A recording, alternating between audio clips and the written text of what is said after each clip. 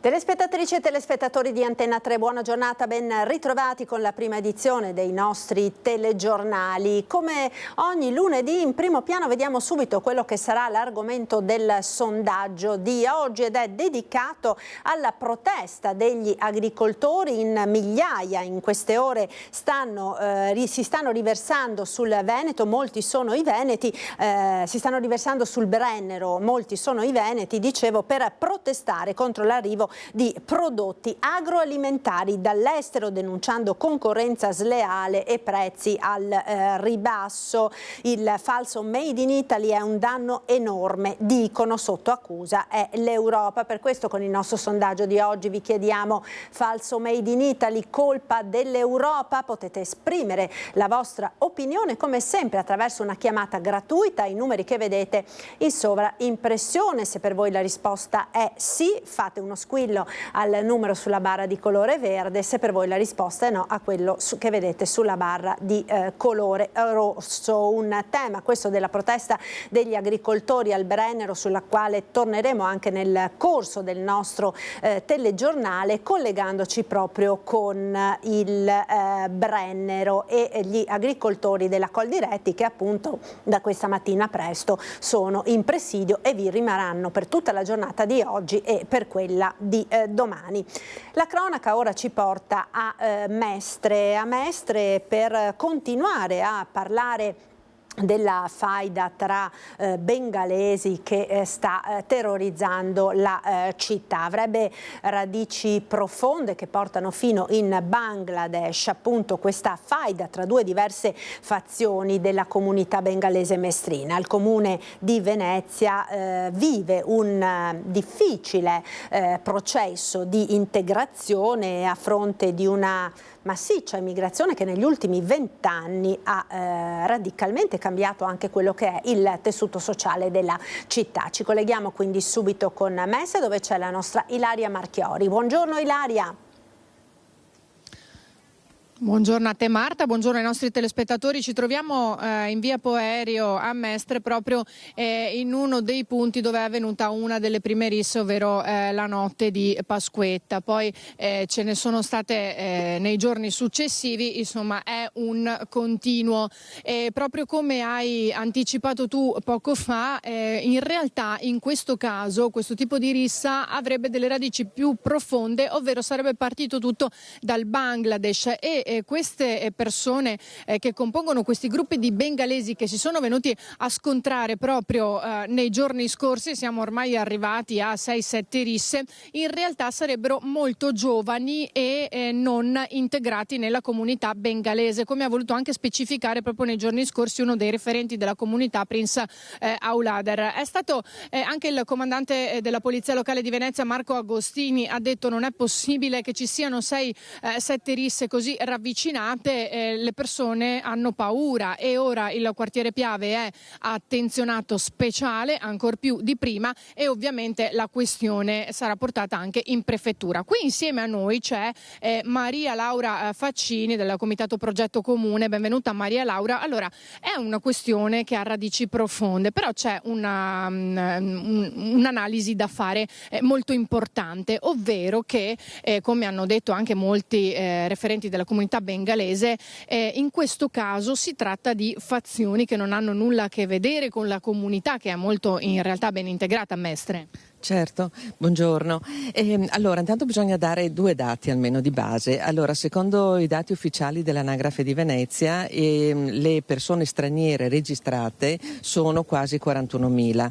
La comunità maggiormente rappresentata è quella bengalese, appunto, di cui stiamo parlando, e che conta più di 8.200 persone, quelle registrate. Poi naturalmente ce ne saranno delle altre non registrate.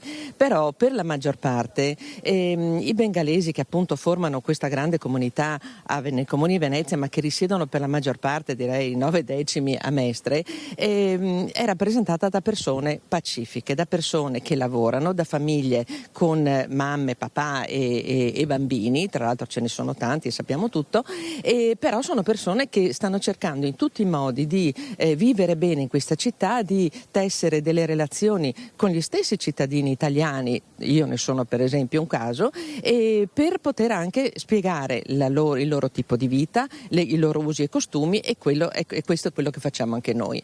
Quindi tornando diciamo alla questione del giorno, gli stessi bengalesi sono fortemente preoccupati di questa reazione, anzi di queste azioni che si sono svolte negli ultimi giorni, perché sono fuori controllo, sono al di fuori della loro consuetudine di vita e rappresentano un pericolo per loro sia fisico naturalmente, ma anche di appartenenza a questa città, perché hanno fatto tanti sforzi per riuscire ad integrarsi e poi purtroppo per non conoscenza molti italiani fanno di tutta l'erba un fascio, per cui viene a cadere completamente il grande lavoro che si sta facendo. Ecco, quindi in sintesi Maria Laura, secondo lei cosa bisognerebbe fare? Perché anche la comunità bengalese, alcuni referenti, ad esempio Prince, ci aveva detto dovremmo incontrarli, dovremmo spiegargli come ci si comporta, però nel frattempo queste risse potrebbero anche andare avanti.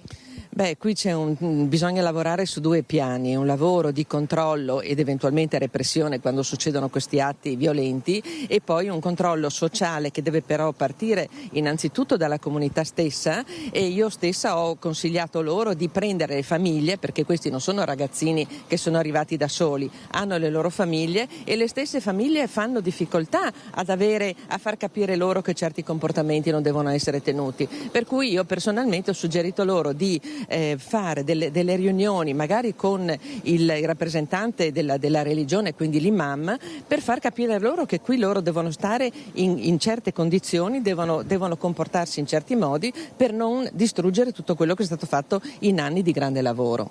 Ecco, questa è proprio una delle azioni che probabilmente verrà messe in campo. Ringrazio Maria Laura Faccini, qui da Mestre restituisco la linea allo studio. Grazie a Ilaria Marchiori con la collaborazione tecnica di Sandro Ponchio per questo collegamento. Noi proseguiamo con la cronaca e la notizia dell'ennesimo incidente stradale della provincia di Treviso. È un grave incidente che si è verificato tra un'auto e un camion sulla Feltrina a Pederoba. Bilancio un ferito grave. L'impatto è avvenuto poco prima delle 8 di questa mattina. La strada è stata chiusa ed il traffico deviato su una laterale. Stando alle prime ricostruzioni, una Hyundai che procedeva in direzione Montebelluna, che procedeva da Montebelluna in direzione di Feltre, era intenta a svoltare in una laterale della zona industriale quando è stata colpita da un camion con targa slovena. Il mezzo pesante ha tamponato l'auto facendola finire dall'altra parte della carreggiata, dove in quel momento stava passando un'altra vettura. La Hyundai è stata completamente distrutta, un pezzo dell'auto si è addirittura staccato andando a colpire un Audi che si trovava di passaggio nelle vicinanze. L'automobilista in gravi condizioni è stato portato con l'elicottero del SUEM 118 all'ospedale di Treviso. Pesanti le ripercussioni sul traffico ed è l'ennesimo incidente, questo sulle strade della Marca, che si verifica dopo la tragedia avvenuta ieri a Castelcucco, dove un 55enne di Resana è stato travolto e ucciso dall'auto condotta da un 90enne del posto. L'intera comunità è sconvolta. Un grande botto. Pensavo fosse scoppiata una gomma dal fragore che c'era, però dopo non abbiamo sentito niente, nessun urlo, niente. Poi quando mio figlio è uscito, che ha visto che era in mezzo alla strada, ha detto non uscire perché c'è un morto. Non sono nemmeno le 10 di mattina in via Santa Lucia a Castelcucco, sulla strada che porta a Paderno, quando l'auto condotta da un 90enne del posto, svoltando a sinistra per andare in cimitero, travolge una bicicletta che procede in direzione opposta. Il ciclista, un 55enne di Resana, Alfredo Ceccon, finisce rovinosamente sull'asfalto. L'impatto è micidiale, i segni evidenti. L'uomo era partito poco prima proprio da Resana insieme al gruppo della R2 Team, squadra sportiva dilettantistica di cui faceva parte. Una domenica di svago, la prima della stagione, si trasforma in dramma. I ciclisti, gli amici di quello che è morto, mi hanno chiesto un lenzuolo per coprire, mi hanno detto ma è morto? E purtroppo sì, e è arrivata l'ambulanza, ha fatto la respirazione con i macchinari, con tutto, però non c'era niente da fare. Piangevano disperati perché dicevano non è possibile però. Sul posto, oltre ai sanitari, anche la polizia locale dell'Unione Montana del Grappa che si occupa dei rilievi. La dinamica sembra abbastanza chiara. Probabilmente il novantenne alla guida, un uomo del posto, non si è accorto del gruppo prima di svoltare. Il primo cittadino è cauto, le indagini sono in corso, ma si pone degli interrogativi. Effettivamente rimaniamo un po' sgomenti rispetto a quello che è accaduto. La nostra comunità effettivamente si stringe attorno alla famiglia che ha subito il lutto e francamente non me la sento di poter, spezzare una lancia a favore piuttosto che contro rispetto alla situazione. Certo è che è un problema che va affrontato. Quello dell'età, diciamo. Sì, evidentemente di questo sto parlando. Ceccon, operaio in un'azienda di Altivole, viveva a Resana con la madre ed era un campione di solidarietà, medaglia d'oro con diamante dell'Avis. La pagina social di R2 Team è listata a lutto, ma è l'intera comunità a essere sconvolta. Appassionato di calcio e poi motociclista, aveva lasciato la moto proprio per un grave incidente.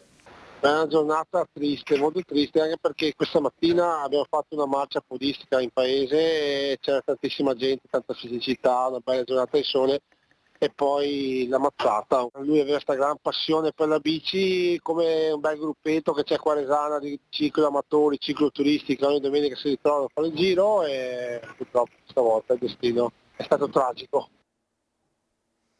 A Padova ora i residenti di via Turazza nel quartiere Stanga scrivono al sindaco perché esasperati dai rumori della moschea posizionata tra i palazzi. Ci colleghiamo quindi subito in diretta con Valentina Visentini nella collaborazione tecnica di Federico Cibotto. Buongiorno Valentina.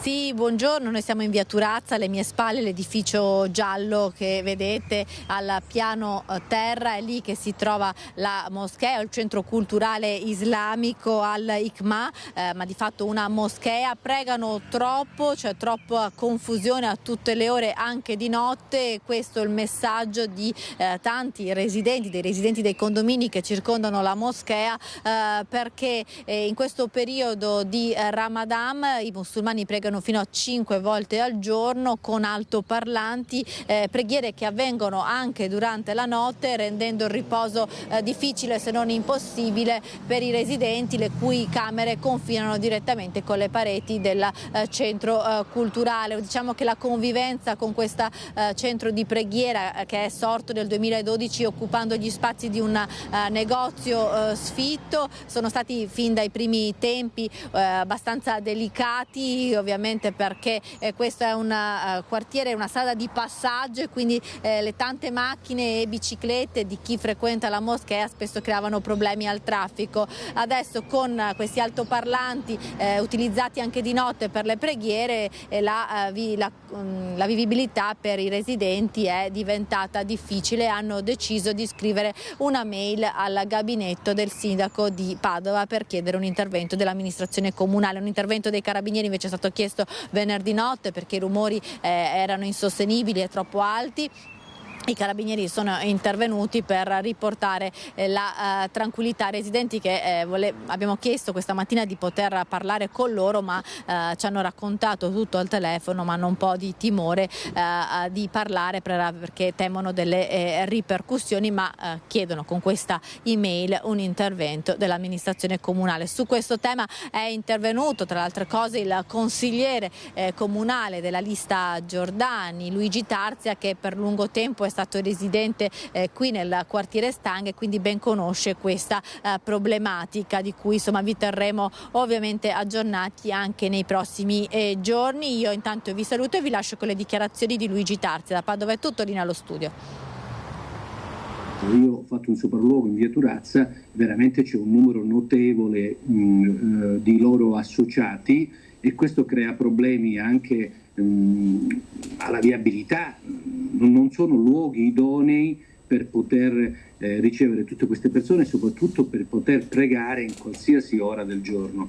Quindi ci sono dei residenti che hanno dei problemi e io penso che noi come Consiglio Comunale e la Giunta stessa si debba fare carico seriamente di questo tema e trovare un luogo che sia idoneo, dove queste persone, questi stranieri che noi ospitiamo in città e che contribuiscono comunque alla gran parte di loro al progresso economico e sociale del nostro tessuto economico della nostra città, della nostra comunità, ad avere dei luoghi di aggregazione che non creano però disturbo a coloro che hanno ritmi, modalità, usi e consuetudini completamente diverse. In via Turazza, per esempio, l'associazione è confinante con le camere da letto di alcuni residenti, e penso che questo sia un problema serio che va trattato, e noi come amministrazione comunale dobbiamo stare attenti a queste dinamiche, perché poi possono sorgere dei conflitti interni tra i residenti e coloro che frequentano questa istituzione molto molto pericolose, e quindi penso che dobbiamo affrontare seriamente questo tema e trovare un luogo di culto che sia frequentabile dalla maggior parte degli stranieri. Ed ora andiamo a Treviso con la sanità, perché questa mattina le sigle sindacali che rappresentano le professioni sanitarie hanno incontrato in prefettura i vertici dell'ULSS 2 della Marca trevigiana. I problemi sul tavolo sono quelli delle difficoltà logistiche causate dal trasferimento in corso alla nuova cittadella sanitaria. Ha seguito l'incontro per noi Anna De Roberto. Vediamo. La cittadella della salute che tanto porterà al nostro sistema sanitario, ma tanti problemi sta creando soprattutto a livello logistico per le persone che in ospedale ci lavorano, medici e infermieri. Alle mie spalle un folto gruppo di professionisti sanitari che oggi hanno bussato alla porta della prefettura di Treviso per portare le loro istanze. Ci sono tutte le sigle sindacali insieme all'incontro, insieme al prefetto era presente anche il direttore generale Francesco Benazzi. Sono usciti da pochissimo e possiamo dirvi che sono riusciti anche a portare a casa dei buoni risultati. Parliamo con il segretario della CISL, buongiorno. Questo tavolo di confronto di fatto è benedetto dalla prefettura, cioè il prossimo incontro tra sindacati e azienda sanitaria sarà in prefettura. Sì, il prossimo incontro sarà in prefettura, lo abbiamo chiesto con forza perché fino ad ora gli incontri, i tavoli tecnici non hanno portato quello che avevamo auspicato, e quindi ci sarà il prefetto come garante degli impegni della direzione. Il prossimo appuntamento quando è fissato? Il 18 aprile alle ore 14. Con CGL anche, ma insomma ricordo che davvero le sigle sindacali sono tutte unite. Quali sono le grandi difficoltà che avete portato sul tavolo della prefettura e che di fatto l'azienda sanitaria si è impegnata ad affrontare? Ma c'è l'annoso tema della mancanza di personale e quindi di carenza del personale, con lavoratori che hanno cumuli di ferie e di ore da smaltire anche molto importanti. Poi c'è tutto un tema relativamente alla logistica e quindi a chi di fatto deve fare le cose, e l'altro tema secondo me importante è la richiesta che abbiamo fatto all'ULSS di non aprire nessun altro reparto se non con il personale effettivo che abbia fatto la dovuta formazione. Un'altra cosa importante che sono riusciti a portare a casa è che ci saranno delle unità dedicate al servizio di trasporto dei pazienti che di fatto devono affrontare un intervento chirurgico. Questo personale è dedicato e che quindi permetterà al personale che all'interno delle chirurgie ha lavorato di non doversi spostare da un piano all'altro, addirittura da un edificio ad un altro. Sì, questo è l'impegno che l'amministrazione ULSS in questo momento si è presa. Ora il 18 capiremo in maniera importante esattamente che cosa vorrà dire questa cosa, perché l'ha enunciato tra i temi e tra le cose che in qualche modo aveva accolto rispetto alle nostre rivendicazioni, ma in realtà non ci ha spiegato esattamente come questa cosa avverrà, quindi ci vedremo alla prossima puntata. Allora, con Nursing Up un ultimo passaggio, lo stato di agitazione è stato soltanto sospeso in questo momento? Non revocato, solamente sospeso, in attesa di questo incontro appunto del 18 di aprile, dove ci aspettiamo delle ulteriori risposte, delle ulteriori conferme alle nostre richieste. Quindi ecco, uno stato di agitazione in cui il prefetto, la prefettura di Treviso farà da garante, e questa sì. è... Assolutamente sì, perché i tavoli precedenti fatti in azienda non hanno portato praticamente a nessun risultato. Allora, presente al tavolo era il direttore generale Francesco Benazzi, e poi c'era anche Alberto Coppe, direttore dell'unità operativa delle professioni sanitarie. Qui da Treviso, la centralissima Piazza dei Signori, dopo l'incontro in prefettura con tutte le sigle sindacali che rappresentano le professioni sanitarie. E restiamo a Treviso per parlare dell'allarmante fenomeno delle cosiddette baby gang. Crescono le denunce a carico di minori di età compresa tra i 13 e i 17 anni per episodi che vanno dai furti, le risse, le piccole rapine, le aggressioni. Un fenomeno allarmante monitorato dalle forze dell'ordine e dai carabinieri. Risse tra ragazzini, violenze inaudite, calci e pugni ma anche bulletti che si sentono forti spalleggiati da coetanei e sfogano la loro rabbia contro i più deboli. Rispetto all'anno scorso i minori denunciati sono aumentati del 20%, un picco che preoccupa non poco. Parliamo di ragazzini dai 13 ai 17 anni che si rendono responsabili di reati penali anche gravi. Soprattutto si tratta di reati contro il patrimonio, quindi furti, piccole rapine, oppure anche reati contro la persona, reati che in prevalenza avvengono in strada e che quindi insomma destano ovviamente anche un certo allarme sociale. Secondo i dati a disposizione dei carabinieri il 40% riguardano reati relativi a piccole rapine. C'è una prevalenza di questi reati contro il patrimonio che rappresentano quasi la metà dei reati complessivi, seguiti appunto da reati contro la persona che possono essere lesioni, le percosse. Molto spesso si tratta di appunto atti di bullismo che vengono compiuti e non c'è spesso la consapevolezza nei ragazzi che queste condotte appunto che possono essere di appunto prevaricazione possono poi sfociare in reati con conseguenze davvero gravi. Ad aggravare la situazione non è solo la mancanza di rispetto da parte di questi giovanissimi per le comuni regole, ma anche e soprattutto l'indifferenza verso le divise, un fenomeno questo che le forze dell'ordine stanno contrastando. La nostra attività si è concentrata proprio nel tentativo di contrastare il disagio giovanile, queste forme di queste condotte illecite attraverso un'attività sul classico doppio binario, quindi da un lato con un'attività sicuramente di contrasto a questi reati, d'intesa con l'autorità giudiziaria per i minorenni, dall'altro in un'attività di prevenzione. Bulli violenti che non hanno un'estrazione sociale, non sono solo stranieri, ma hanno in comune solo la violenza e la maleducazione. Sovente si tratta di giovani che hanno queste condotte in maniera seriale, quindi così come pongono in essere il danneggiamento, così la piccolo furto, la piccola estorsione. Per quanto riguarda la provenienza è abbastanza trasversale. Certo, notiamo in molti casi che c'è magari una forma anche di difficoltà in seno alle famiglie piuttosto che di mancata frequentazione così della scuola in maniera continuativa. Tante le iniziative da parte dei militari dell'Arma per prevenire tutto questo a partire dal prossimo anno con incontri nelle scuole. Ed ora parliamo di degrado a Vicenza perché i residenti di via Torino segnalano il ritorno di balordi a bivaccare nell'area dell'ex supermercato. Vedo che abbiamo in collegamento Daniele Garbin. Buongiorno Daniele. Sì, buongiorno Marta, buongiorno ai telespettatori, confermo quello che hai anticipato, proprio siamo qui per questo motivo, siamo venuti a vedere quello che numerosi cittadini ci segnalano da questa zona che ricordiamo essere una delle vie principali della zona del Quadrilatero, ecco, una zona calda della criminalità che è legata soprattutto allo spaccio di droga, alla prostituzione, vicino alla stazione e vicino anche al Campo Marzo, purtroppo noto.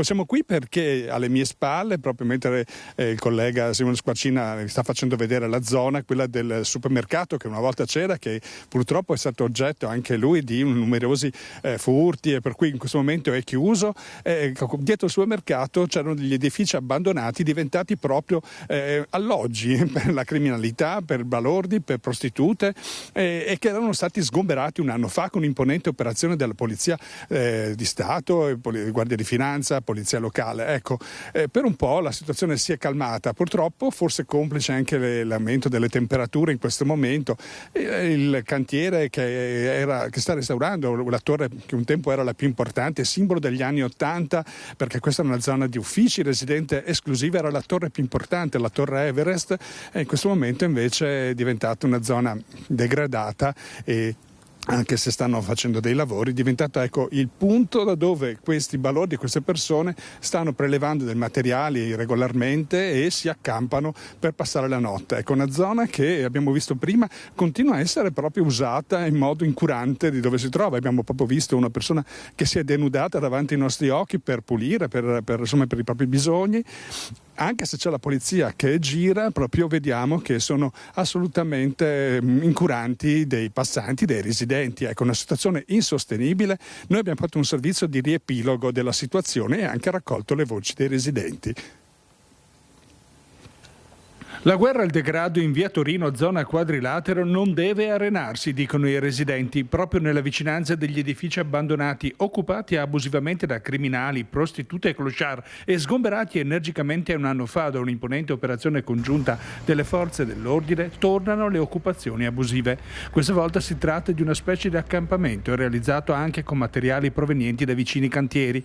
Resti di giacigli provvisori li abbiamo trovati sotto il porticato dell'ex supermercato. I residenti, alcuni molto impauriti, non vogliono neppure farsi intervistare, raccontano di slalom quotidiani sotto casa, tra sporcizia, rifiuti, escrementi e soprattutto un senso di insicurezza crescente. La zona è tornata a popolarsi di soggetti dediti alla prostituzione e al mercato della droga. Il degrado è qui un disastro assoluto, perché io vedo qui non è più come prima. Io ho vissuto qua negli anni 70-80 e qua era una bellissima zona, adesso vista così mi sembra che sia andato giù un po' in degrado, insomma. Non mi aspettavo una Vicenza così. Non è solo una questione qui di Viale Milano, ma anzi mi capitava magari di andare su per le scalette di Monteberico e la sera con la mia amica, insomma, valutavamo bene quale strade percorrere, eravamo sempre insieme, anche via Gioco del Pallone, comunque zona dell'Eritrea, anche lì non è che, insomma,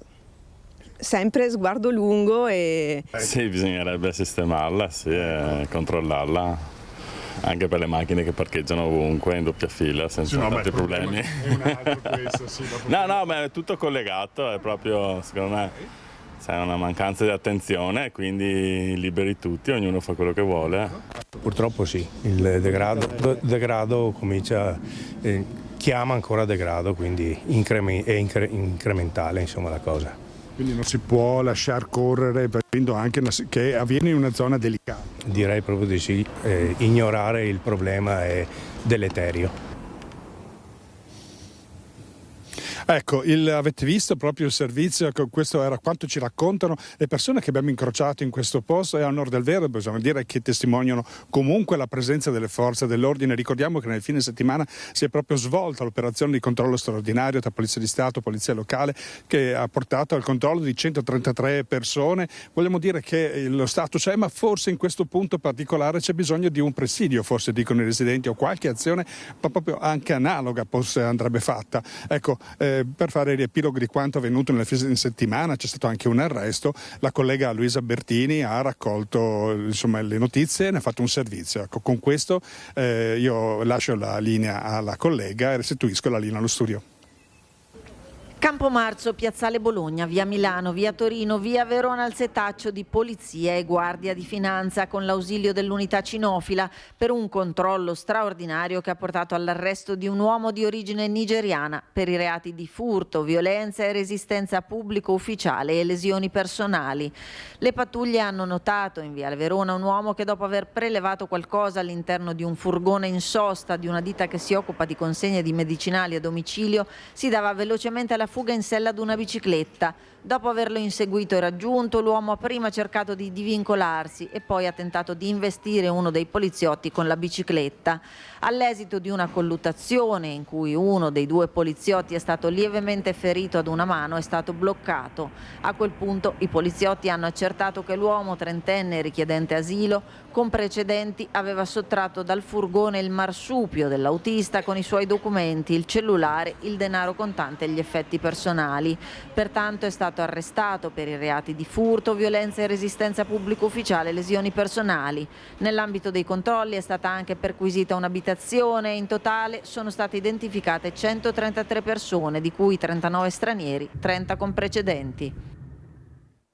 Grazie allora ai colleghi della redazione di Vicenza per il collegamento e di servizi che ci hanno mandato. Noi ora torniamo a Treviso, parlavamo poco fa del fenomeno di episodi di microcriminalità legati a ragazzini sempre più giovani. La violenza nasce in famiglia, dice l'esperto, che prevede un aumento dei fenomeni. Nel frattempo i comuni della Marca corrono ai ripari con incontri aperti a tutte le fasce d'età. Un giovane che alza le mani non alza mai le mani se non lo ha visto fare nella propria famiglia di origine. L'aggressione si apprende con un processo imitativo alle origini, non si apprende a 18 a 19 anni. Se hanno aggredito questa persona significa che avevano già visto questi modelli di aggressione all'interno delle proprie famiglie. La colpa è trasversale, non è solo di questi giovani, ma è di un modello sociale che ha dato più importanza all'apparire al proprio protagonismo che non all'educazione dei figli. È un'analisi senza sconti quella dello psicologo Mirko Casteller, che da qui alle prossime settimane sarà relatore di numerosi eventi promossi dai comuni della Marca. Il 10 aprile a Ponte di Piave il focus sarà su baby gang, fragilità e bullismo. L'ultimo caso in ordine di tempo, quello di Via Rialto a Treviso, con un cinquantenne aggredito da 2 minori, inquieta e interroga. La vittima è stata invitata a casa dal padre di uno dei 2 aggressori per una cena, un modo per scusarsi e mettere il figlio di fronte alle proprie azioni, ma per Casteller il tema è anche un altro. I social rispetto all'alcol e alla tossicodipendenza hanno una forma di dipendenza completamente diversa. La tossicodipendenza, come l'alcol, tende a coprire i demoni interni dell'essere umano, mentre i social tendono a accentuarli. La libertà avviene attraverso lo sviluppo delle devianze nei social. Noi abbiamo la convinzione che perché i nostri ragazzi sono nelle loro stanze sono totalmente autonomi da qualsiasi forma aggressiva esterna. Non succede questo, succede quello che noi vediamo nella realtà. Io prevedo saranno in crescita le forme aggressive. E proprio alle vecchie e nuove dipendenze sarà dedicata un'altra serata a San Polo di Piave il 18 aprile, particolare attenzione alle cosiddette dipendenze affettive. La dipendenza tra persone e quindi tutto quello che può generare poi potenzialmente un rapporto degradato che può portare anche ad eventi come i femminicidi. Non solo giovani, un altro incontro sarà rivolto agli anziani. La fragilità sociale è un elemento importante, sempre di più nelle nostre comunità, anche piccole ne abbiamo a che fare, e noi amministratori dobbiamo saper gestire e cogliere questi segnali e cercare di attivarci nelle maniere migliori possibili per fare una giusta prevenzione. E a fronte di questi episodi sempre più frequenti anche di aggressione, aumentano le richieste da parte dei cittadini di imparare a difendersi. A Zero Branco è partito un corso di autodifesa. Vediamo. Come difendersi in caso di un'aggressione da parte di un malvivente, ma anche come tentare di salvarsi quando ci si trova in pericolo all'interno delle mura domestiche. In aumento i casi di bullismo fra giovanissimi, ma anche di maltrattamenti in famiglia. Nonostante il grandissimo lavoro che le forze dell'ordine, nel mio caso la polizia locale e la stazione carabinieri di Zero Branco, svolge pattugliando ogni giorno, in ogni momento la nostra zona, ma in alcune situazioni purtroppo si arriva sempre tardi, perché a volte questo succede all'interno delle mura domestiche e lì effettivamente è molto difficile che l'autorità pubblica riesca a intervenire in tempo. Nell'ultimo periodo si è registrato un'impennata di richieste alle amministrazioni comunali di corsi di autodifesa proprio da parte dei cittadini. Per dare nuova consapevolezza e anche un po' di tranquillità in più alle signore, alle donne del nostro comune, ma direi anche proprio alle persone del nostro territorio che vogliono provare a trovare in qualche modo una forma di autodifesa che possa, almeno nelle prime fasi, nei primi momenti, dar loro la lucidità per capire come agire. Nel parco di Villa Guidini a Zero Branco il maestro insegna alcune tecniche difensive. Perfetto, ottimo. Creare sempre dei disturbi, non pensare come l'aggredito vorrebbe che noi pensassimo, e quindi spiazzarlo, trasmettere questa insicurezza velata da da delle tecniche che si riescono ad applicare in modo semplice senza utilizzare forza fisica. Questa ragazza ha partecipato al corso e ci dice: in quel momento ci sono tante variabili, però sono degli strumenti in più, per cui per me questa è stata un'opportunità importante, insomma, quindi invito tutti a coglierle, ecco. Ti senti un po' più sicura sapendo un po' come muoverti? Beh, più che più sicura, penso di avere più strumenti e quindi spero che innanzitutto non dovesse mai accadere, ma se dovesse accadere di essere in grado di recuperarli, ecco, che la memoria del corpo faccia quello che deve fare in quel momento.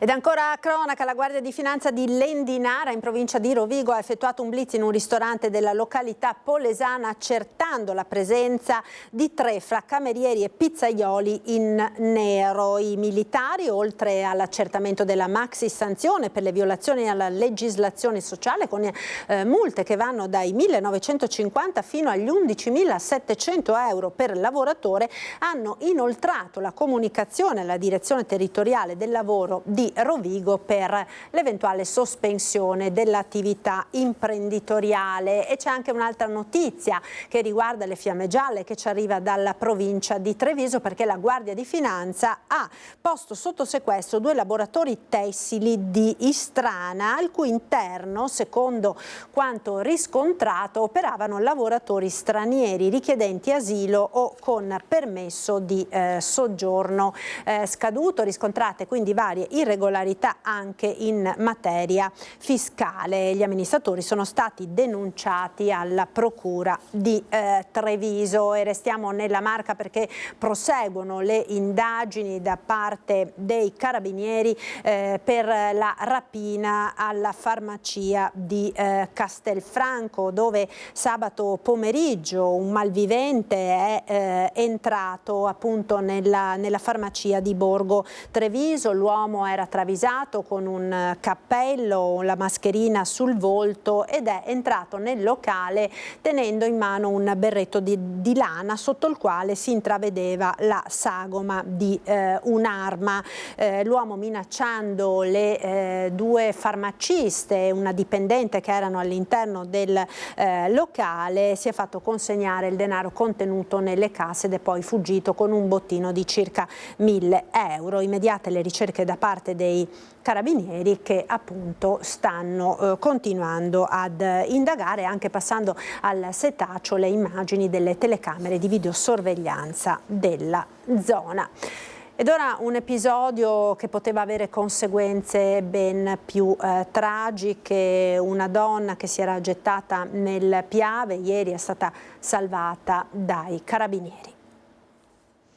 Il corpo a circa 6-7 metri dalla riva, il volto che pericolosamente affiorava e poi veniva sommerso dall'acqua. Una donna di circa 50 anni del Bellunese aveva deciso di porre fine alla sua vita. Ad allertare i carabinieri e alcuni familiari. La segnalazione al 112 ha fatto scattare le ricerche immediate. La zona dove si sono concentrate era Breda di Piave. L'auto della donna è stata subito localizzata a Saletto. La pattuglia dell'Arma, composta da un brigadiere e da un appuntato della stazione dei carabinieri di Villorba, è subito accorsa sulle rive del Piave ad un centinaio di metri dalla vettura.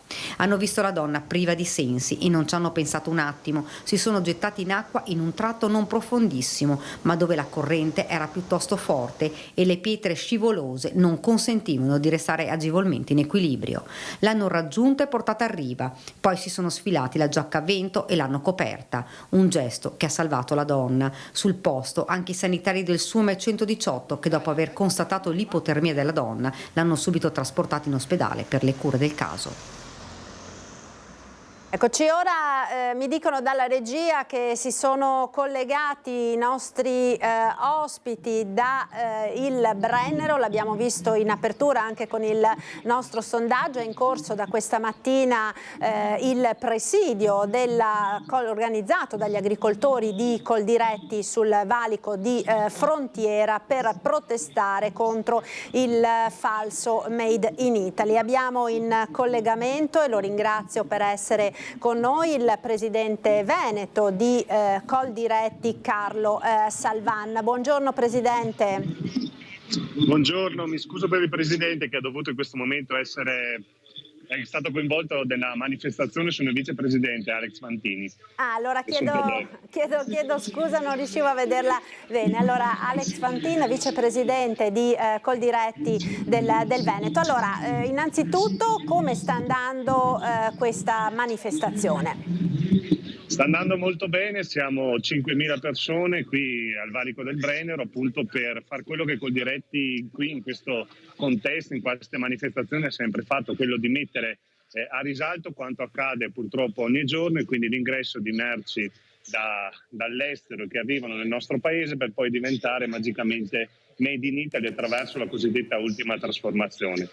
Lo vediamo sul latte, sulle cagliate, in questo momento stiamo fermando dei camion di cosce di prosciutto che diventeranno poi di fatto prosciutto made in Italy. Ecco, quindi questo... Sì, no, prego. Lo vediamo anche sulla frutta che viene importata, anche in questo caso molto spesso cambia il packaging e diventa made in Italy o comunque con richiami forti a quella che è l'italianità del prodotto e che di fatto vanno a creare delle distorsioni all'interno del mercato e quindi dal punto di vista commerciale, ma anche per quanto riguarda il consumatore non danno garanzie di quella che è l'origine vera di questi prodotti. Questa è una battaglia che conduciamo da sempre, ora siamo arrivati ad avere l'origine obbligatoria in etichetta di tanti prodotti agroalimentari, ma ancora c'è da fare e infatti è proprio da qui oggi che lanceremo una raccolta firme per un'iniziativa di legge popolare per andare a siglare il cosiddetto principio di reciprocità che permetterà per tutti quei prodotti che entrano all'interno del nostro paese devono rispettare quelli che appunto che sono gli standard qualitativi di sicurezza alimentare gli stessi che diciamo abbiamo noi agricoltori italiani. Ecco, tra l'altro voi puntate il dito anche contro l'Europa che chiamate in causa direttamente in questo momento, no? Sì, assolutamente, perché all'interno dell'Europa purtroppo non ci sono gli stessi principi per tutti, le regole non sono uguali per tutti, noi agricoltori italiani dobbiamo subire e onoriamo le regole per quanto riguarda la sicurezza alimentare dei prodotti, ma anche per le stesse produzioni, quindi principi anche di sostenibilità, invece assistiamo all'importazione di merci anche europee, non solo extraeuropee, ma che non rispettano appunto questi prerequisiti. È proprio da lì che noi dobbiamo partire per cercare di garantire, come dicevo prima, la sicurezza alimentare dei consumatori, ma soprattutto il reddito delle imprese agricole.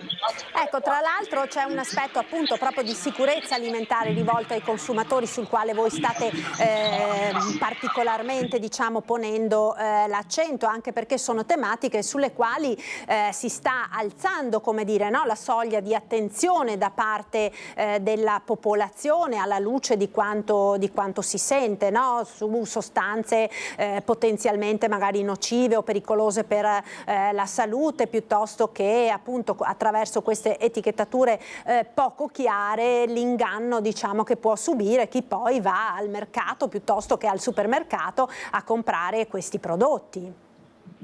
Sì, assolutamente sì, lo diciamo da sempre, raccontiamo quanto il Made in Italy, la produzione agroalimentare Made in Italy sia sicura e più controllata di tutte le altre a livello mondiale. Ovvio che noi stiamo seguendo quelle che sono le direttive che l'Europa ci dà anche all'interno della politica agricola comune per cercare di produrre in maniera maggiore sostenibile. Certo è che però se noi di fatto a fronte magari delle difficoltà di produzione che queste nuove regole ci danno andiamo ad importare prodotti da altri paesi europei e non, dislochiamo non solo valore, perché ovviamente andiamo ad importare di più da altri paesi, ma dislochiamo anche il problema, perché sappiamo benissimo che in altri paesi, soprattutto extraeuropei, si produce con magari molecole, prodotti fitosanitari che non utilizziamo più anche da 20 anni a questa parte. Quindi va nell'ottica, ovviamente, come dicevo prima, anche di salvaguardare in maniera importante la salute del cittadino e del consumatore, oltre appunto che la soddisfazione dal punto di vista del reddito delle imprese agricole italiane.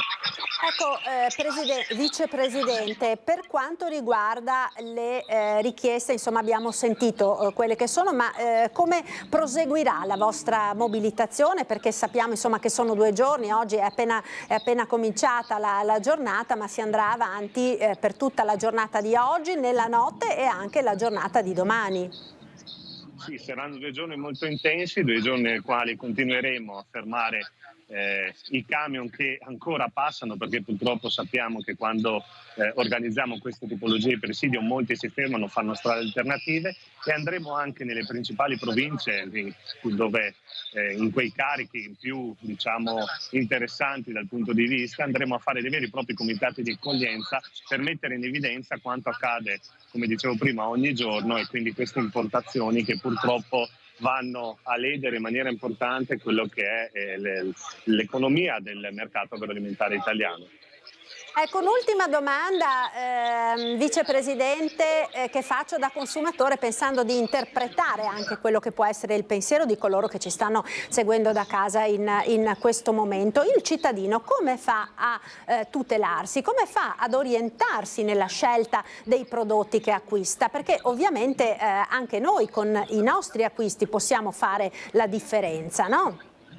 Certo, Coldiretti è da 20 anni che sta portando avanti queste battaglie, in 20 anni ha ottenuto tanto, l'etichettatura obbligatoria di tanti prodotti agroalimentari oggi effettivamente in Italia è rantà, manca ancora qualcosina, ma noi possiamo vedere chiaramente l'origine, a meno che non ci sia una truffa, dei prodotti agroalimentari, penso all'olio, al riso, alla pasta, al pomodoro, alle carni, al latte, ai formaggi. Quindi al consumatore io posso dire di guardare e leggere bene quella che è l'etichetta, di scegliere quelli che sono i prodotti agroalimentari italiani, meglio ancora quando può scegliere i prodotti del proprio territorio, magari comprati attraverso un sistema di filiera come quella che sponsorizziamo da sempre noi come organizzazione a chilometro zero, in quelli che sono i mercati di campagna amica, nelle botteghe o comunque nelle rivendite locali.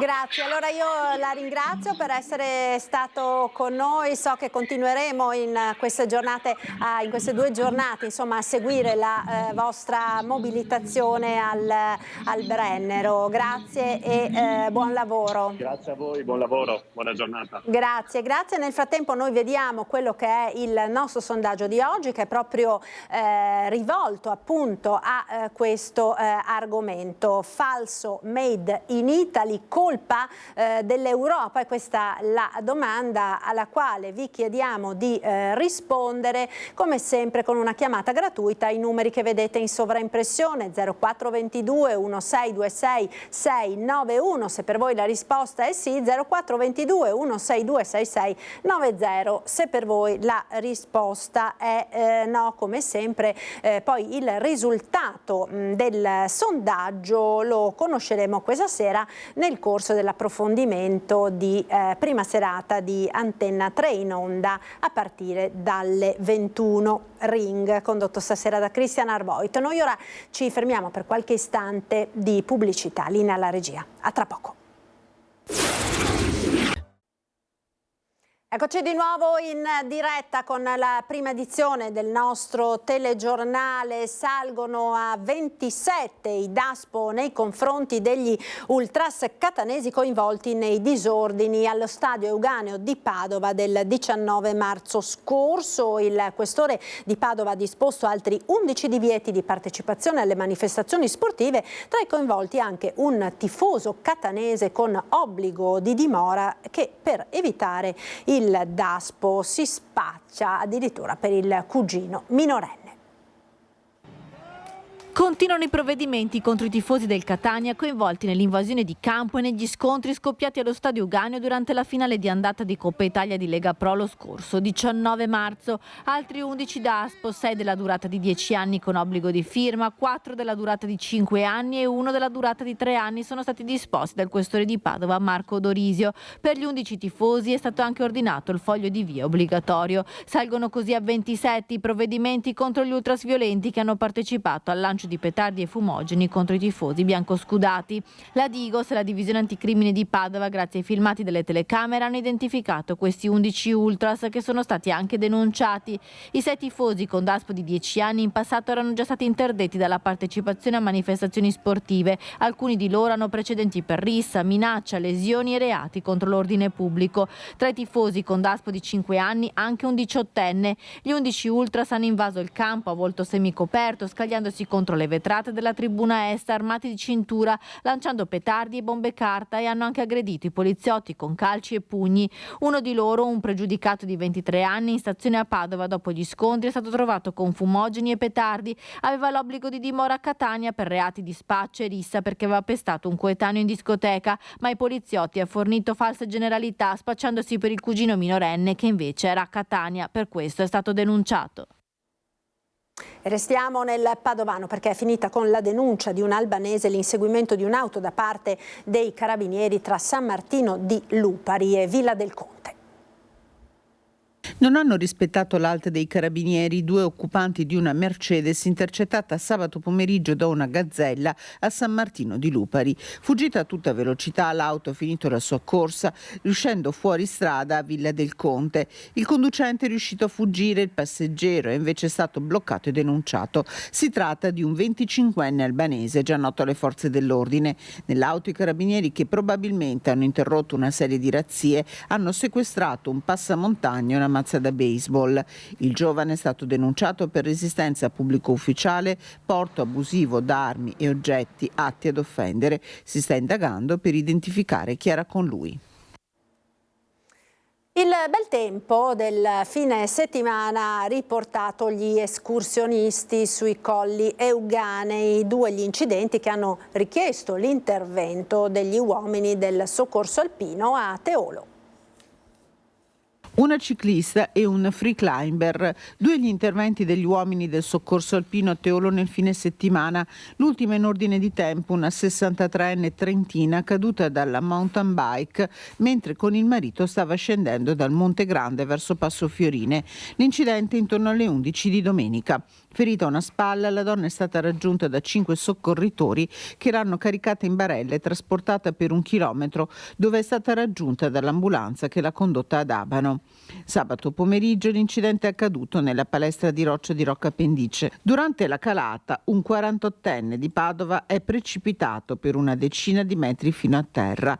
Soccorso dai compagni e da un medico che si trovava per caso sul posto, il free climber è stato raggiunto da 9 uomini del soccorso alpino che lo hanno stabilizzato. Ferito al bacino, al femore e a una caviglia, il 48enne è stato calato per una 60 di metri e da lì portato a valle e poi condotto all'ospedale di Padova. E restiamo nel padovano per parlare di occupazione. 150.000 i padovani inattivi tra i 15 e i 64 anni, con una alta percentuale di giovani che non studiano e non lavorano. Tutto questo in un periodo nel quale aumentano le assunzioni a tempo indeterminato. Dati da leggere in chiaro scuro, quelli contenuti nel report di aprile 2024 di Veneto Lavoro, con la provincia di Padova che registra 150.000 persone tra i 15 e i 64 anni inattive. Di questi il 12,4% sono giovani di età compresa tra i 15 e i 29 anni, 16.900 cosiddetti NEET, giovani che chiedono un lavoro diverso. Il commento di Carlo Valerio, presidente di Confapi Padova. Stiamo parlando di ventenni, non abbiamo capito che sono persone diverse da noi, nel senso ovviamente come noi, ma sono cresciuti in un ambiente, in una condizione di trasversalità col resto del mondo, isolati per quasi 2 anni. Sono persone che hanno un approccio nei confronti della vita e anche del lavoro diverso da quello degli adulti, e fino a quando noi non ci renderemo conto che dobbiamo sviluppare linguaggi e preparare per loro un mondo che sia disegnato anche su di loro e non solo su di noi, questo problema persisterà. Non solo stipendi più alti, i giovani chiedono la conciliazione dei tempi di vita e di lavoro, richieste per ora inascoltate. Noi abbiamo contratti che sono fatti con la logica di 50 anni fa, contratti di lavoro intendo. Noi dovremmo tener conto di queste cose, perché queste nuove persone sono quelle che vivranno gli anni da qua in avanti ed è davvero miope e anche molto egoistico l'atteggiamento di non comprendere e di non spingersi a capire meglio e a programmare meglio. 8.830 le assunzioni a tempo indeterminato avvenute nel 2023 nella sola provincia euganea, un dato in aumento rispetto agli anni precedenti. Potrebbero essere di più. Mancano figure tecniche specializzate, ricorda Confapi, come addetti ai servizi alla persona e nella ristorazione. A Belluno ora da Tiziana Bolognani e Stefano Bozzi, che hanno avvicinato l'ex campione di sci Christian Ghedina, fresco del suo nuovo incarico di direttore del Master di Ospitalità ed Eventi per le Olimpiadi e Paralimpiadi invernali del 2026. Polemiche stanno accompagnando i giochi a 5 cerchi, ma Ghedina sembra ottimista. Sentiamo. Ci sono moltissime polemiche che hanno accompagnato questo evento, soprattutto per quanto riguarda Cortina. Lei come vede il futuro? Ma sicuramente io penso che bisogna stare al passo coi tempi, perché il mondo va avanti e bisogna lavorare, bisogna rimboccarsi le maniche, cercare di fare tutte le cose fatte al meglio, rispettando tutti e tutto. Insomma, il tema della sostenibilità è un tema molto delicato, dell'inclusività anche, e io mi auguro che insomma, questo Master, come anche queste Olimpiadi, Paralimpiadi, ed è quello che stanno anche poi facendo, guardare proprio a questo aspetto qua per creare un qualche cosa che non siano delle cattedrali nel deserto, ma che anche un domani si possa usufruire di tutto quello che è stato realizzato. Il riferimento chiaramente è alla pista da bob, la nuova Eugenio Monti. I lavori sembra si siano fermati, nonostante insomma manchi per davvero pochissimo all'appuntamento con il collaudo. Se lei oggi dovesse scommettere se nel marzo del 2025 si farà o meno il collaudo, ovvero se quella pista sarà ufficialmente sede delle gare olimpiche, lo farebbe, se la sentirebbe di farlo? Beh, io ho la fortuna e il piacere di avere la casa a 300 metri dalla pista da bob. Io vivo lì e quindi vedo tutti i giorni l'evoluzione di quello che è stata questa grande tematica della pista da bob. C'è stata grossa perplessità, grossi problemi, grosse discussioni, il ritardo dei lavori. Le cose però sono partite e noi sappiamo benissimo che l'Italia siamo maestri noi nell'arrivare con l'acqua alla gola e poi fare i lavori insomma fatti bene. Io quindi ci scommetterei che, anzi sono sicuro che si porteranno a termine i lavori, perché poi dopo io penso anche una cosa, guardando che poi dopo non bisogna prendere esempio da queste Olimpiadi precedenti, perché proprio le Olimpiadi di adesso si vuole fare sì che siano Olimpiadi sostenibili e sfruttare le località dove hanno fatto tutte le varie discipline negli sport olimpici, sfruttarle, rivalorizzarle e ripristinarle adeguatamente, no? Però per esempio le Olimpiadi a Sochi io mi sono sorpreso perché in un anno, quando è andato lì l'anno prima non c'era niente, l'anno dopo c'era un mondo, c'era una città con degli alberghi costruiti da zero, e quindi io penso sempre che forza di volontà e potere lavorativo ti fa raggiungere il risultato. E dai monti andiamo ora al mare, abbiamo in collegamento Alberto Maschio, assessore al turismo del comune di Jesolo. Buongiorno assessore, grazie per essere con noi. Buongiorno a voi, grazie, è un piacere. Ecco, allora, bisogna dire che il sole, il caldo anomalo di quest'ultimo fine settimana, sommato anche all'importante evento del Festival degli Aquiloni che c'è stato a Jesolo, hanno portato sulle spiagge davvero tantissime persone. C'è chi parla di 150.000 presenze sulle spiagge venete in questo fine settimana, insomma numeri da pieno agosto. Sì, abbiamo avuto in effetti quello che si può definire un vero e proprio assaggio d'estate, dopo una Pasqua che meteorologicamente ahimè, come spesso succede, non è stata delle più felici, nonostante tutto però si è salvata egregiamente. Direi che il weekend successivo, insomma questo weekend appena passato, anche grazie alle condizioni meteo, ma soprattutto devo dire anche grazie agli operatori e a questo grande festival, Beach and Kite Festival, che da 3 anni si realizza sul nostro Lenile, ha portato veramente numeri quasi da Ferragosto in città, quasi scioccanti da vedere, ma veramente entusiasmante, bello vedere tutta questa gente in spiaggia. È mancato un filino di vento, però insomma non è mancata la partecipazione e gli occhi all'insù da parte di tutti quelli che sono venuti a passare un piacevole weekend a Jesolo. Ecco, tra l'altro nel fine settimana insomma non si sono visti soltanto i pendolari del sabato piuttosto che della domenica, ma hanno cominciato ad arrivare anche i turisti, quelli che si fermano più giorni, anche gli stranieri, in un anticipo insomma di Corpus Dominis e Pentecoste, che sappiamo insomma tra l'altro quest'anno anticipati, no, a causa della Pasqua che è arrivata così presto, che sono l'altissima stagione insomma per i turisti d'oltralpe, soprattutto tedeschi. Sì, i nostri affezionati clienti tedeschi e austriaci non sono solo legati al sole, mare e spiaggia, quindi fortunatamente, ed è un percorso insomma che la città ha intrapreso ormai da molti anni, quello di guardare al di là dei famosi mesi canonici della stagione balneare.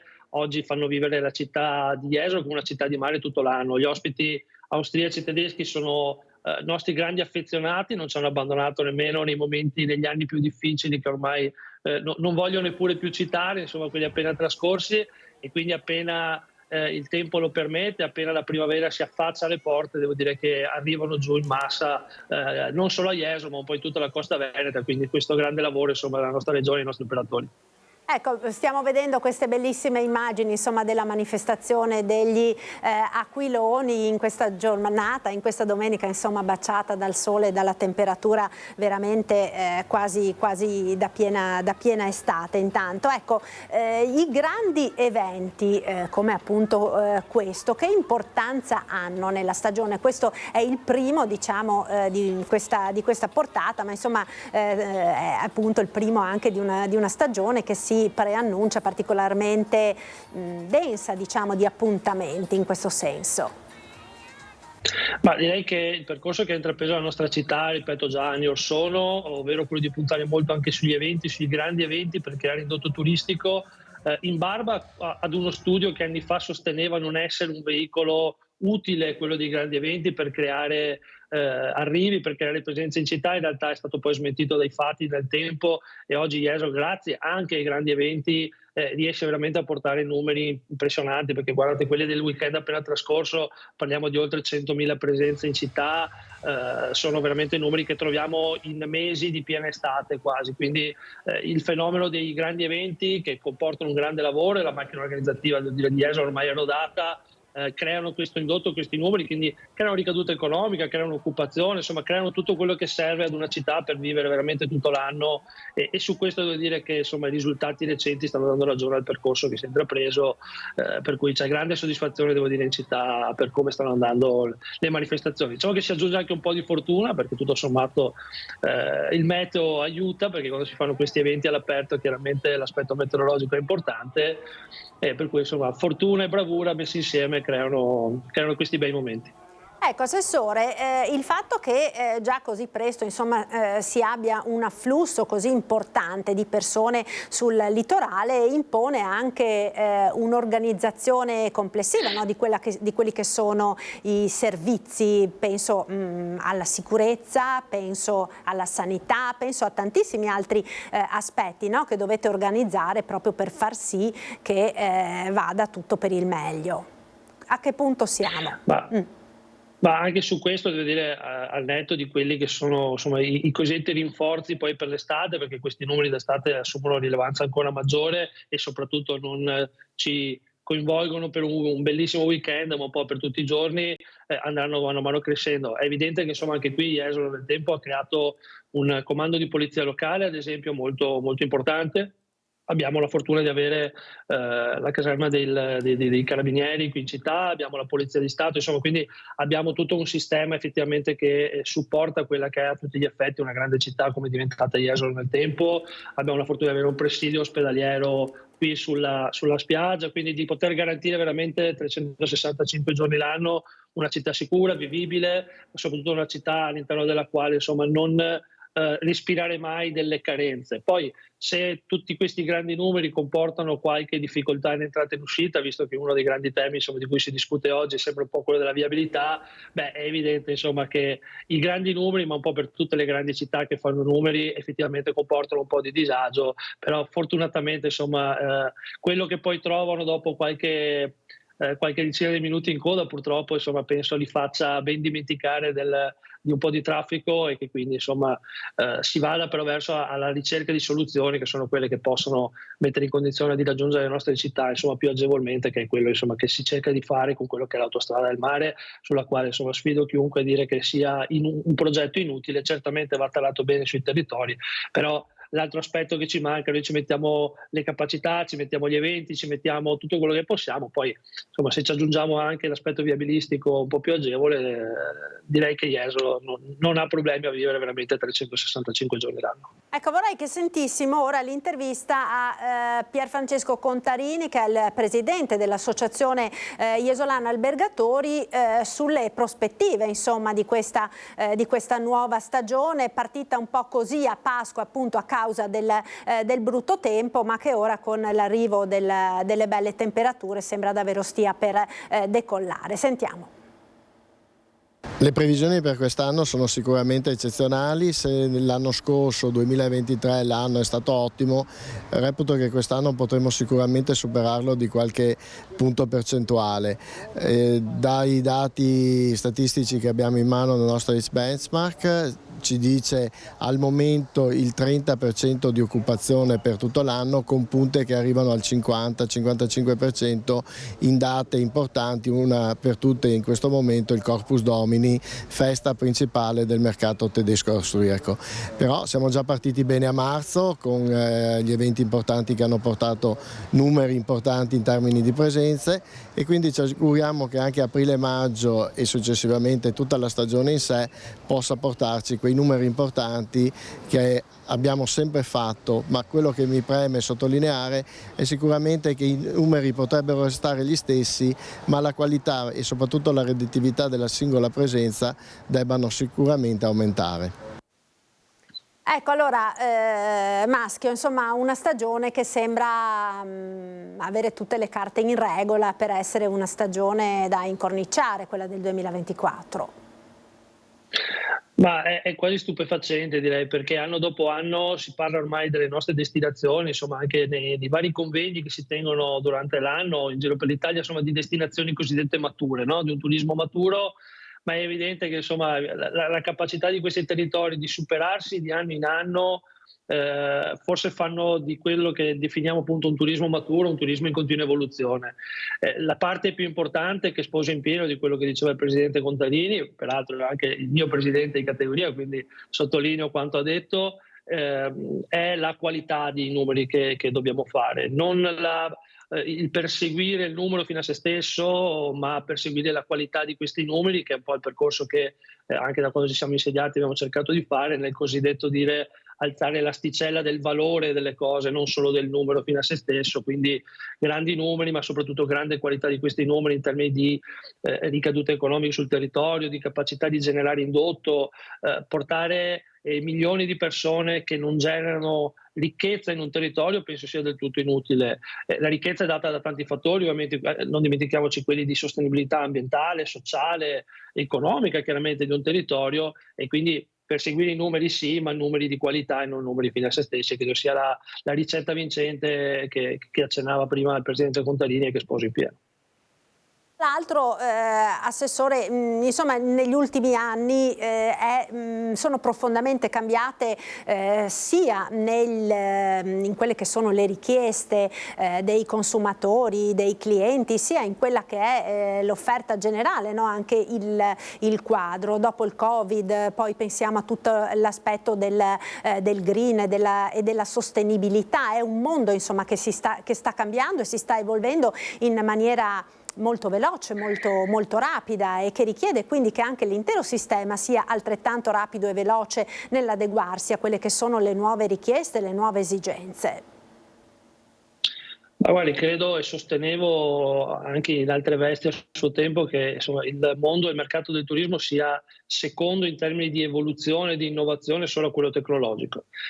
Su questo cito quello che forse sarà un altro degli elementi che impatterà nel nostro fare turismo, che è anche l'intelligenza artificiale. Non dimentichiamoci che sarà un qualcosa che a stretto giro negli anni in qualche modo influenzerà le abitudini e le modalità con le quali fruiamo della nostra quotidianità, e il turismo è anch'esso insomma, un modo con il quale vivere la propria giornata in un periodo limitato del tempo, ma è un periodo in cui si cerca di dare sfogo a tutto quello che è insomma, le aspettative che si creano durante un anno. È evidente che gli ospiti sono cambiati, ma cambiano costantemente. Se pensiamo alle abitudini di consumo, le abitudini con le quali si faceva vacanza 30 anni fa sono completamente diverse da quelle che conosciamo oggi. Non dimentichiamoci che il mondo del turismo poi ha una delicatezza, voglio dire, nei suoi equilibri, e l'abbiamo visto proprio nel 2020, 21, 22, di quanto poco basti a volte per sconvolgere certi equilibri molto delicati, influenzati da molti fattori esogeni ed endogeni, per cui le casistiche che possono cambiare radicalmente il mondo del turismo, il modo di fare turismo, ma soprattutto il modo con il quale i nostri ospiti fanno vacanza sono molteplici e repentini. Quindi su questo la grande capacità degli operatori, ma del sistema in generale del turismo, deve essere quella di essere costantemente resiliente, no? Di essere capace di adeguarsi a questi cambiamenti e di essere sempre grande sfida, pronto, no? formato. Anche è la grande sfida questa del futuro, visto i contesti anche internazionali ed in questa globalizzazione mondiale che finisce per avere delle ripercussioni ovunque in tempi brevissimi. Assessore, io la ringrazio davvero per essere stato con noi. Una buona giornata e un buon lavoro. Alberto Maschio, assessore al turismo del comune di Jesolo. Grazie ancora. Noi ora andiamo a Bassano, perché vedo che si è collegato il nostro Alex Giuliano per parlare di politica, una situazione, quella bassanese, sempre più complessa ed ingarbugliata. A te Alex, buongiorno.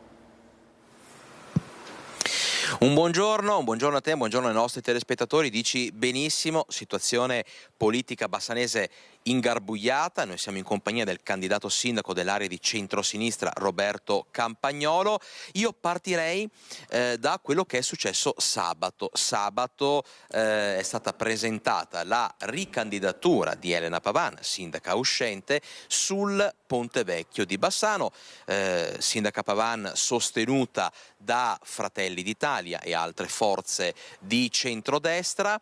Ebbene, lei ha raccontato poco fa in conferenza stampa che quella particolare presentazione sul Ponte Vecchio con lo stemma di Fratelli d'Italia ha creato più di qualche fastidio. Lei ha raccontato anche un aneddoto particolare. Sì, diciamo che non era opportuna, non è mai successo fino ad oggi che quel luogo, che è un monumento nazionale che rappresenta parte della storia importante della nostra città, ne è il simbolo, ma che soprattutto è un elemento che ha giustificato la medaglia d'oro per Bassano al valor militare. Quel ponte è stato fatto saltare dal gruppo di Masaccio in risposta, dei partigiani di Masaccio, in risposta ai martiri ammazzati dai nazifascisti alla fine della seconda guerra mondiale, e strideva molto il fatto che in quel luogo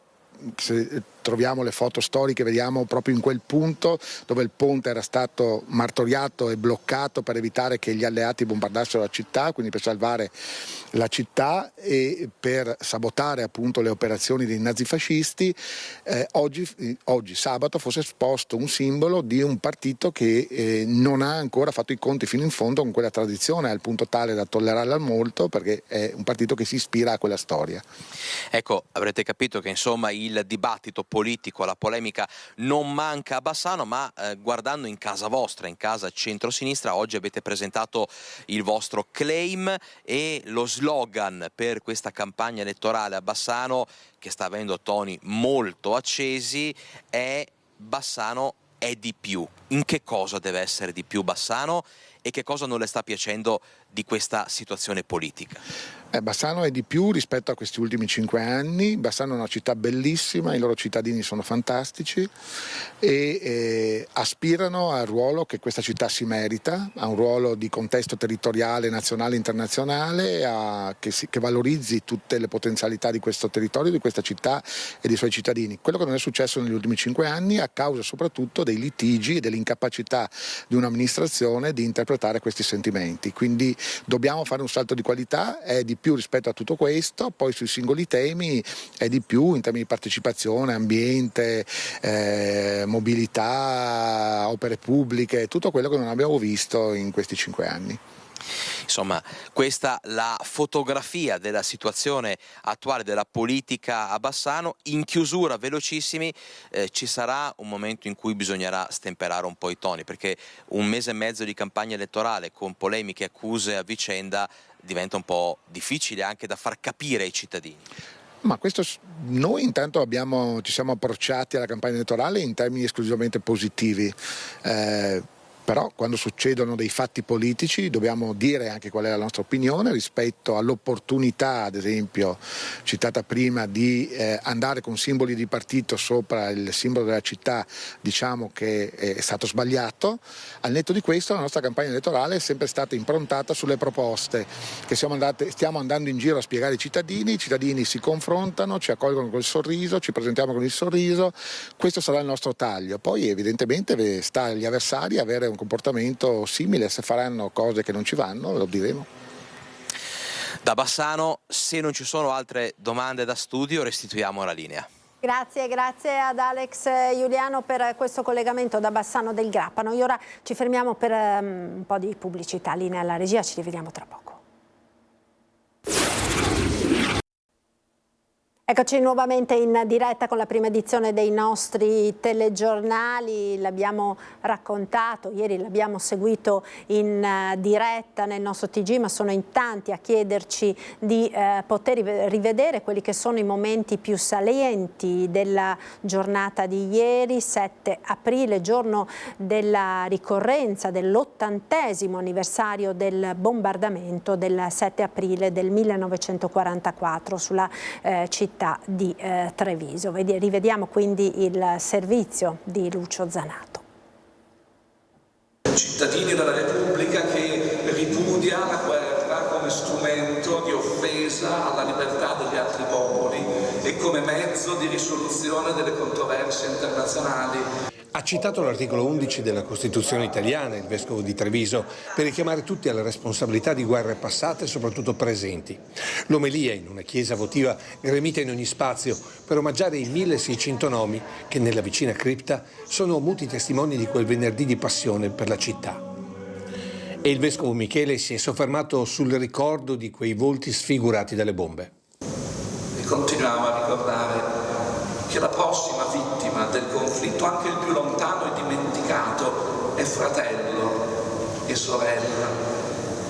E per lui o per lei sia il pianto inconsolabile di chi ha perso quanto vi è di più caro. Un messaggio che si è ripetuto anche davanti alla stele in ricordo delle vittime poste 10 anni fa ai piedi dello scalone dei 300.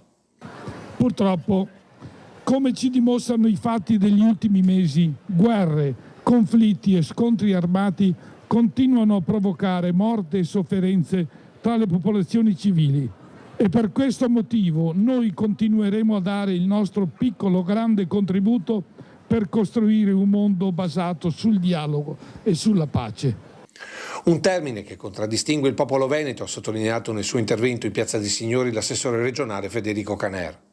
Il leone di San Marco, sotto la zampa del leone di San Marco c'è un libro aperto con scritto Pax Tibi Marce Evangelista Meus, l'unica bandiera al mondo che ha la scritta pace. Pace che, ha sottolineato il ministro Carlo Nordio, si mantiene in un continuo equilibrio tra i popoli. E che la pace non si difende con un vuoto e sterile pacifismo, con una neutralità disarmata. La pace si difende con un'adeguata preparazione per la nostra difesa, ed in questo senso io ringrazio dal profondo del cuore le nostre forze armate che oggi sono qui rappresentate in modo così autorevole. Infine il messaggio del sindaco Mario Conte, perché il ricordo si trasformi sempre in azioni concrete. Io mi sento orgoglioso oggi di rappresentare questa straordinaria comunità che dimostra al mondo di sapersi rialzare senza dimenticare e portando con sé per sempre una ferita indelebile nel cuore che si chiama 7 aprile del 1944.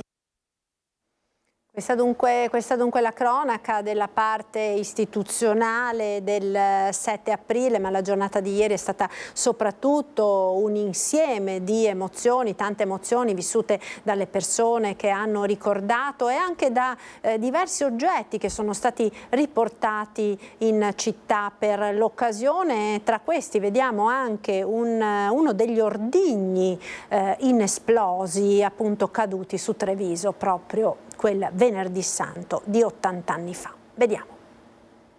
La prima immagine che vi voglio regalare con Nicoletta Rizzetto è questa. Questa è una delle bombe inesplose di quel 7 aprile 1944. 500 libbre, oltre 2 quintali di distruzione. Di queste ne caddero oltre 2600 su Treviso quel 7 aprile del 44. A ricordarlo questo calendario portato in piazza da un emozionato Flavio Moretto. Proprio è stata distrutta a tappeto. Dico a tappeto in quanto coloro che erano presenti dicevano che camminavano non solo in mezzo alle macerie, ma in mezzo ai brandelli di gambe e di teste e di corpi umani. Ecco, ancora adesso dopo 80 anni ti emozioni? Sì, è una cosa emozionante perché ricordo mio padre che mi diceva che si è salvato e aveva fatto una grande festa per questo. Mentre il tempo si sta portando via i testimoni diretti, erano ancora in tanti che, nonostante l'età avanzata, non sono voluti mancare alla cerimonia. Pandemonio, tant'è che non sentivo più niente e invece bombarda. Guardi, 5 minuti tremendi. La paura si sta quando che all'inizio ero convinto di stare a sicuro, invece dopo ho detto guarda che è pericoloso perché il soffocamento di fatti che ne hai estratto 20-30 soffocati e altri calpestati. Mio papà me la porta via. A raccontare altre testimonianze i ragazzi delle scuole medie trevigiane alternati a brani musicali dell'orchestra dei giovani della scuola Coletti fino alle 13:05. Quando allo scandire della campana della torre per 7 lunghissimi minuti ognuno delle oltre 1000 persone presenti in piazza ha ricordato un nonno, una zia, i genitori che hanno vissuto quella tragedia. Poi l'omaggio delle frecce tricolori, l'applauso dei cittadini ed infine l'inno nazionale cantato tutti assieme.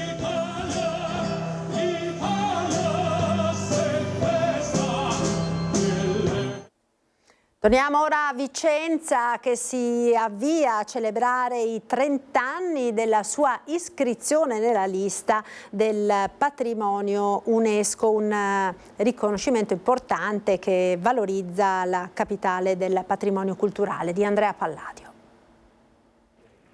Dopo l'apertura ufficiale della stagione turistica primaverile del weekend pasquale, Vicenza intende consolidare la sua vocazione di meta culturale di livello internazionale e dare impulso così anche all'importante indotto economico che cresce e vive sull'accoglienza dei visitatori in arrivo nella città di Andrea Palladio. Un riconoscimento sancito esattamente 30 anni fa anche dall'UNESCO che ne decretò l'iscrizione della città e delle ville palladiane nella sua lista del patrimonio mondiale da proteggere.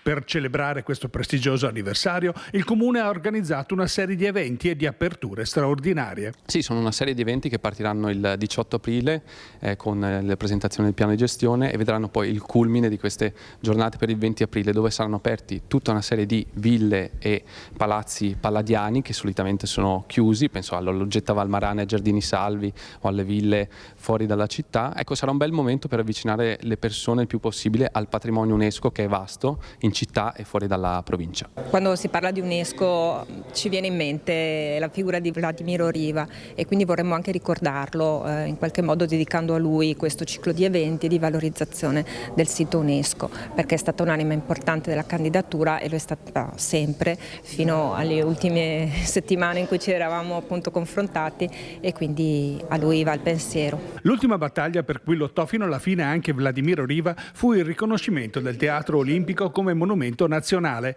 Il provvedimento appena approvato alla Camera invece non ha pienamente riconosciuto l'unicità del manufatto, accorpandolo nel decreto inizialmente con altri 46 teatri italiani, in una lista che si è poi estesa a 406. Uno smacco per Vicenza, ma per formulare un giudizio completo non sarebbe stata ancora proferita l'ultima parola. Bisogna, per avere una visione chiara, aspettare anche l'approvazione di un altro provvedimento molto importante, che in questo momento è lo studio, le fasi finali di studio, che è il codice dello spettacolo, che rappresenterà un'innovazione per tutto lo spettacolo dal vivo. Di fatto il Teatro Olimpico è l'anello di congiunzione tra il teatro classico e il teatro all'italiana, quello che conosciamo tutti noi oggi. Quindi è un unicum assoluto non solo a livello italiano ma a livello internazionale. Allora, per questo io credo che vada continuata una battaglia per rivendicarne una sua specificità, una battaglia che però parte anche da noi qui a Vicenza, dal fatto di riconoscerlo proprio nella sua assoluta unicità.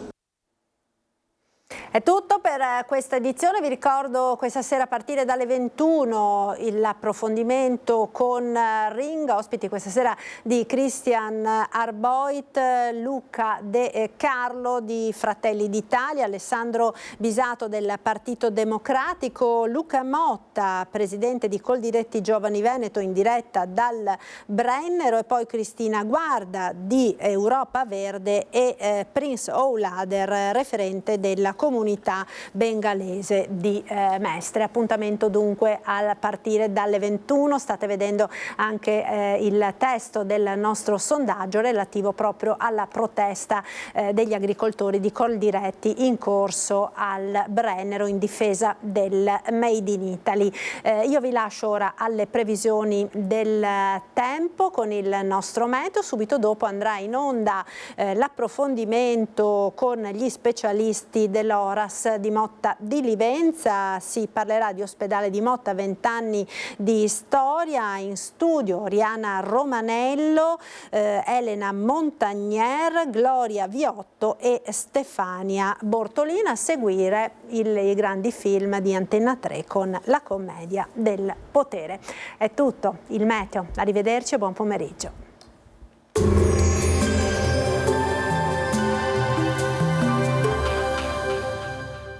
Tremonti, impianti professionali per saldatura e taglio, riparazioni, taratura e calibrazione impianti a Montebelluna.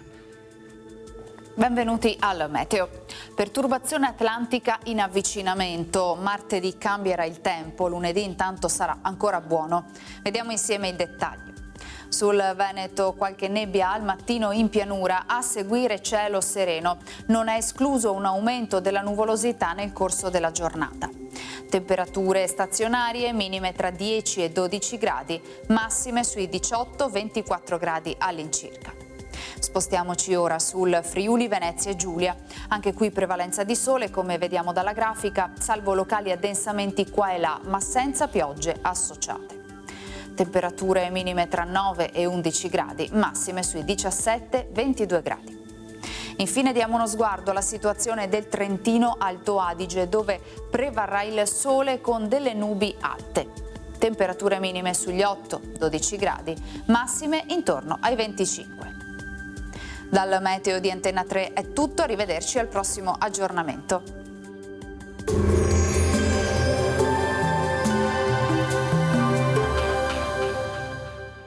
Tremonti, impianti professionali per saldatura e taglio, riparazioni, taratura e calibrazione impianti a Montebelluna.